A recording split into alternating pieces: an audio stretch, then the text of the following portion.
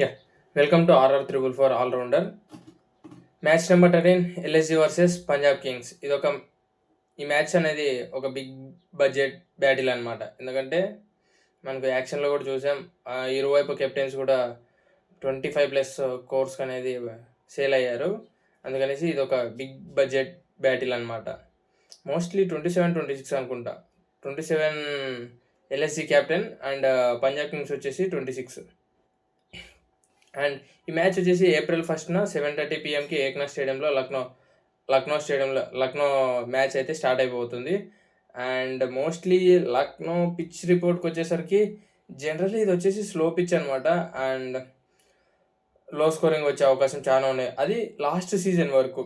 కాకపోతే మన రీసెంట్గా ఎండ్ అయిన WPL సీజన్లో అయితే గర్ల్స్కి మంచి మంచి స్కోర్స్ వచ్చాయన్నమాట. 180+ కానీ కావచ్చు, అండ్ 200+ కావచ్చు. ఒక మ్యాచ్లో అయితే 215 212 కూడా వచ్చాయి నాకు తెలిసి. మోస్ట్లీ అలా అయితే ఉండదు అనమాట లక్నో పిచ్. లాస్ట్ సీజన్ మనం చూసాము 130, 140, 150 రావడానికి చాలా ఇబ్బంది అవుతుంది అనమాట. కాకపోతే బౌలర్స్కి అయితే ఇది వచ్చేసి 2 ప్లేస్డ్ వికెట్స్ ఉంటాయి అనమాట. సమ్టైమ్స్ కొన్ని టీమ్స్ హై స్కోరింగ్ చేయొచ్చు. హై స్కోరింగ్ అంటే ఏదో పెద్ద పెద్దగా ఏం చేయరు అనమాట. 180 లాస్ట్, 180 లాస్ట్. కాకపోతే ఒక్కొక్కసారి మనకు తక్కువ స్కోర్కి కూడా ఆల్అవుట్ అయిపోతుంటాయి. 130, 140 అలా.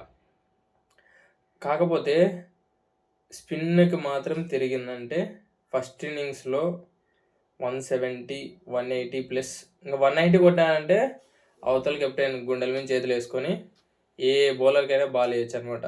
స్పిన్కి తిరిగితే మాత్రమే అదే.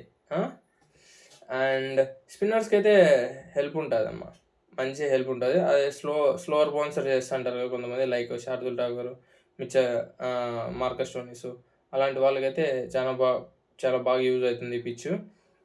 అండ్ డ్యూ విషయానికి వస్తే ఆబ్వియస్లీ డ్యూ అయితే ఖచ్చితంగా ఉంటుంది. చూద్దాం డ్యూ ఎలా ఇంపాక్ట్ చేస్తుంది ఈ మ్యాచ్ని అయితే. అండ్ టాస్ గెలిస్తే మాత్రం ఫస్ట్ బ్యాటింగ్ ఈజ్ బెటర్ అనమాట నాకు తెలిసి. ఎందుకంటే ఒకవేళ స్లో పిచ్ ఇస్తారు, ఆబ్వియస్లీ స్లో పిచ్చే ఉంటుంది. ఒకవేళ స్పిన్కి అనుకూలిస్తే అండ్ పిచ్లో అయితే మాత్రం ఫస్ట్ బ్యాటింగ్ తీసుకోవడమే చాలా బెటర్ అనమాట. ఎందుకంటే ఫస్ట్ బ్యాటింగ్ తీసుకొని 180, 190 రన్స్ స్కోర్ చేశారంటే సెకండ్ బ్యాటింగ్లో చాలా ప్రెజర్ అయిపోతుంది అనమాట. బాల్ టు బాల్ డాట్ అయ్యే కొద్దీ బ్యాట్స్మెన్కి ప్రెజర్ ఎక్కువ అవుతుంది, వికెట్స్ పడిపోయే ఛాన్సెస్ ఎక్కువ ఉంటాయి అనమాట. అండ్ ఇప్పుడు దాకా ఈ గ్రౌండ్లో 16 T20 మ్యాచెస్ జరిగాయి. ఫస్ట్ బ్యాటింగ్ ఆడినోళ్ళు 8 times గెలిచారు, సెకండ్ బ్యాటింగ్ ఆడినోళ్ళు కూడా 8 times గెలిచారు అనమాట. యావరేజ్ వచ్చేసి 150. ఫస్ట్ ఇన్నింగ్స్ యావరేజ్ స్కోర్ వచ్చేసి 150 అనమాట. And second inning average score వచ్చేసి 140. అండ్ హెడ్ టు హెడ్ డీటెయిల్స్కి వస్తే ఇప్పుడు దాకా వీళ్ళిద్దరు వచ్చేసి 4 మ్యాచెస్ ఆడారనమాట. LSG versus Punjab Kings 4 matches ఆడింటే ఎల్ఎస్జి వచ్చేసి 3 times గెలిచింది, పంజాబ్ వచ్చి 1 time గెలిచింది అనమాట. అండ్ ఫస్ట్ బ్యాటింగ్ ఆడినప్పుడు ఎల్ఎస్జి 3 times గెలిస్తే పంజాబ్ కింగ్స్ వచ్చేసి ఒక్కసారి కూడా గెలిచలేదు. సెకండ్ బ్యాటింగ్ ఆడినప్పుడు ఎల్ఎస్జి ఒక్కసారి కూడా గెలిచలేదు, పంజాబ్ కింగ్స్ ఒకసారి మాత్రమే గెలిచిందనమాట. అండ్ ప్లేయింగ్ 11 చూసుకుంటే మాత్రం ప్లేయింగ్ 11లో చేంజెస్ చేసే అవకాశం ఉందన్నమాట. రెండు టీముల్లోనూ ప్లేయింగ్ 11లో చేంజెస్ చేసే అవకాశం ఉంది నాకు తెలిసి. ఎందుకంటే ఇది ఒక one of the spin pitch కదా, అందుకనేసి చెప్తాను. అండ్ కొన్ని బ్యాటింగ్ ఆర్డర్స్ కూడా ఇబ్బంది ఉన్నాయన్నమాట ఎల్ఎస్జికి. ఎందుకంటే మార్క్రమ్ బాగా పర్ఫామ్ చేయట్లేదు. అతని ప్లేస్లో ఏమైనా ఫారెన్ ప్లేయర్ సెమర్ జోసెఫ్ని తేవచ్చు అనుకుంటున్నా. చూద్దాం. నాకు తెలిసి మోస్ట్లీ లాస్ట్ మ్యాచ్ ఏ ప్లేయింగ్ లెవెల్తో అయితే వెళ్తారో ఆ ప్లేయింగ్ లెవెల్తోనే వెళ్ళే అవకాశం ఉంది. కాకపోతే చేంజ్ చేయాలి అనుకుంటే మాత్రం చేంజ్ చేస్తారనమాట. అండ్ ఇది మోస్ట్లీ స్పిన్కి అనుకూలిస్తుంది అనుకుంటే సిద్ధార్థ్ మలిమారం కూడా వచ్చే అవకాశం ఉందన్నమాట. అండ్ ప్లేయింగ్ 11 చూసుకుంటే మాత్రం Aiden Markram and Pooran and Pant, Miller, Ayush Badoni, Abdul Samad, Shardul Thakur, Ravi Bishnoi, Avesh Khan, Digvesh, Priyansh Yadav. And impact ప్లేయర్గా చెప్పాను కదా మిచెల్ మార్ష్ వస్తాడు. లేకపోతే చెప్పాను కదా ఒకవేళ స్పిన్నర్ కావాలనుకుంటే మాత్రం సిద్ధార్థ్ మణిమారన్ వచ్చే అవకాశం కూడా ఉంటుందన్నమాట. మిచెల్ మార్ష్ ఆల్రెడీ టీంలో ఉంటాడు. ఒకవేళ మార్క్రమ్ని ఏమన్నా అదే అలా ఇలా చేసేసి చూద్దాం, ఇంకా వేరే ఏమన్నా ఛాన్సెస్ ఉన్నాయేమో. స్పిన్కి అనుకూలిస్తుంది నాకు తెలిసి.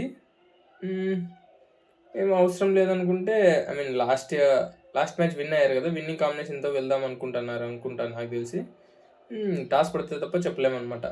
ఐ మీన్ పిచ్ రిపోర్ట్ చూసి టాస్ పడిన తర్వాత ఇంకా కొన్ని డీటెయిల్స్ వచ్చే అవకాశం ఉంటుంది, అప్పుడు చూద్దాం. అండ్ పంజాబ్ ప్లేయింగ్ 11లోకి వచ్చేసరికి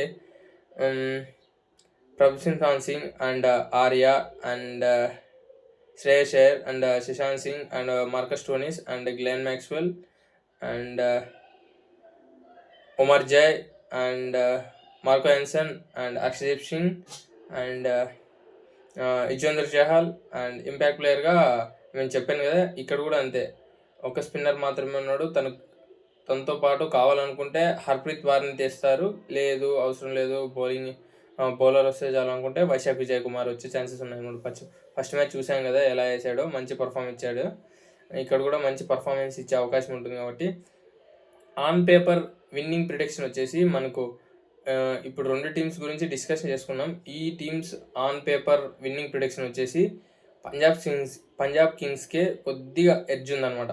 నాకు తెలిసి పంజాబ్ కింగ్స్ వచ్చేసి 60% ఛాన్స్ ఉంది అండ్ ఎల్ఎస్జీ వచ్చేసి 40% ఛాన్స్ ఉందన్నమాట. ఓకేనా. అండ్ కీ బ్యాటిల్స్ చూసుకుంటే మాత్రం Akshdeep Singh versus Mitchell Marsh మంచి కీ బ్యాటిల్ ఉండబోతుంది అనమాట. ఎందుకంటే అక్షదీప్ సింగ్ పవర్ ప్లేలో బౌలింగ్ వేయడానికి వస్తాడు. అండ్ లాస్ట్ 2 మ్యాచెస్గా చూసాం మిచెల్ మార్ష్ ఫాస్ట్ బౌలర్స్ని ఎలా ఉతికి పారేస్తున్నాడు. చూద్దాం ఈ మ్యాచ్ కూడా ఎలా ఆడతాడో. ఫాస్ట్ బౌలర్స్ని ఉతికి ఆరేసే అవకాశం ఉంటుంది, మార్కో యాన్సన్ని అండ్ అక్షదీప్ సింగ్ని. అండ్ మిడిల్ ఆర్డర్లో Nicholas Pooran versus Yuzvendra Chahal కూడా మంచి కీ బ్యాటిల్ అయితే ఉండబోతుంది. ఎందుకంటే చూసాం కదా లాస్ట్ 2 మ్యాచెస్లో కూడా 70+ రన్స్ స్కోర్ చేశాడు నికోలస్ పురాన్. ఈ మ్యాచ్లో కూడా మంచి స్కోర్ చేసే అవకాశం ఉంది. కాకపోతే స్పిన్ పిచ్కి అనుకూలిస్తాను కాబట్టి స్పిన్ బాగా వేస్తాడు కాబట్టి చహల్ వర్సెస్ నికోలస్ పురాన్ మంచి కీ బ్యాటిల్ అయితే ఉండబోతుంది. అండ్ శ్రేయస్ అయ్యర్ ఫస్ట్ మ్యాచ్లోనే మంచి 97 రన్స్ ప్లస్ స్కోర్ చేశాడు కాబట్టి శ్రేయస్ అయ్యర్ వర్సెస్ శార్దుల్ ఠాకూర్ కూడా మంచి కీ బ్యాటిల్ ఉండబోతుంది. ఎందుకంటే శార్దుల్ ఠాకూర్ వేస్తే శ్రేయస్ అయ్యర్ ఫస్ట్ మ్యాచ్లో ఎలా కొట్టాడు, ఓన్లీ బౌన్సర్ బాల్ని వాళ్ళు జీటీ వాళ్ళు తను బౌన్సర్స్కి ఇబ్బంది పడతాడనేసి బౌన్సర్లే వేసాడనమాట. కాకపోతే తను బౌన్సర్లు ఆడడం నేర్చుకొని ప్రాక్టీస్ చేసి వచ్చి కొట్టాడనమాట. తన వీక్నెస్ని స్ట్రెంత్ చేసుకొని కొట్టాడు. అండ్ శార్దుల్ ఠాకూర్ అలా వేయడనమాట. 6 బాల్లో 6 విధాలుగా ఎత్తాడనమాట. ఒక్కోసారి బౌన్సర్ అయితే, ఒక్కోసారి కటర్ ఎత్తాడు, ఒక్కోసారి స్వింగ్ ఎత్తాడు, ఒకసారి 3 ఫింగర్స్తో బాల్ ఎత్తాడనమాట. అది ఎప్పుడు ఎట్లా ఎత్తాడో తెలీదు. అసలు టీంలో వికెట్స్ పడలేదరా, ఏం చేయలేరా అనుకున్న టైంలో వచ్చేసి వికెట్ తీస్తాడనమాట శార్దుల్ ఠాకూర్. అలాంటి చేంజెస్ ఉన్నాయన్నమాట శార్దుల్ ఠాకూర్తో. చూద్దాం ఈ మ్యాచ్లో ఏం చేస్తాడు. అండ్ కీ బ్యాటిల్స్ అయిపోయిన తర్వాత ఈ మ్యాచ్లో అయితే 2 టీమ్స్ కొత్తగా రెన్యూ అయ్యి వస్తున్నాయి కాబట్టి లాస్ట్ ఇయర్ కెప్టెన్ అక్కల్ లేడు, లాస్ట్ ఇయర్ కెప్టెన్ పంజాబ్లోనే లేడు. అసలు 2 టీమ్స్ రిసైన్ అయ్యి వచ్చాయి కాబట్టి మనకు వార్ బ్యాటిల్స్ అనేవి చెప్పుకుంటాం అనమాట. ఎందుకంటే అందరు బౌలర్కి అందరు బ్యాట్స్మెన్కి strike rate and average economy ఇవన్నీ బాగానే ఉన్నాయి. కాకపోతే వార్ బ్యాటిల్స్ అంటే ఒక యుద్ధం జరిగే వాతావరణం ఉంటుంది అనమాట ఈ మ్యాచ్ అనేది. అందుకే ఆల్రెడీ కీ బ్యాటిల్స్లో చెప్పుకున్నాం, మళ్ళీ ఇక్కడ వార్ బ్యాటిల్స్ అనేసి కొద్దిగా ఫ్యాన్స్కి ఎంకరేజ్గా, అంటే ఈ బ్యాటిల్స్ చాలా చూడడానికి వాళ్ళు ఏదో ఒక యుద్ధం చేస్తున్నట్లు ఉంటుంది అనమాట ఈ మ్యాచ్ అనేది. అందుకనేసి చెప్తాను వార్ బ్యాటిల్స్ అనేసి. వార్ బ్యాటిల్స్లో వచ్చేసి Mitchell Marsh versus Nicholas Pooran వీళ్ళిద్దరూ ఆడుతున్నప్పుడు Akshdeep Singh, Marco Jansen bowling ఎలా వేస్తారో చూడాలి. ఎందుకంటే వీళ్ళిద్దరు లాస్ట్ 2 మ్యాచెస్ దంచి పడేశారనమాట. వీళ్ళిద్దరే అప్పుడు బౌలింగ్ చేస్తారు. ఒక వికెట్ పడితేనే నికోలస్ పురాన్ గ్రీస్లో ఉంటాడు, 2 డౌన్ వస్తాడు. కాబట్టి ఓకే, వాళ్ళిద్దరు బ్యాటింగ్ చేస్తున్నప్పుడు వీళ్ళిద్దరు ఎలా బౌలింగ్ చేస్తారో చూడాలని నేనైతే అనుకుంటున్నా. And Miller versus Akshdeep Singh కూడా మంచి వార్ బ్యాటిల్ అయితే ఉండబోతుంది. ఎందుకంటే డెత్ ఓవర్స్లో వచ్చి మిల్లర్ బిగ్ 6 కొడుతూ అంటాడు. అప్పుడు అక్షదీప్ సింగ్ ఎలా బౌలింగ్ వేస్తాడని చూడాలి. అండ్ ఇంకోటి వచ్చేసి మ్యాక్స్వెల్ వర్సెస్ రవి బిష్ణోయ్ కూడా మంచి వార్ బ్యాటిల్ అయితే ఉండబోతుంది. తెలుసు కదా మ్యాక్స్వెల్ ఎలా కొడతారు స్పిన్నర్స్ని, రివర్స్ స్వీప్ షాట్ కానీ స్వీప్ షాట్ కానీ. రివర్స్ స్వీప్ కొట్టడంలో మ్యాక్స్వెల్ మించిన వాళ్ళు లేడనమాట. ఇది వాళ్ళ వీడియో. చెప్పాను కదా నా ప్రిడిక్షన్ ఏంటో నేను ఆల్రెడీ చెప్పేసాను ఈ వీడియోలోనే.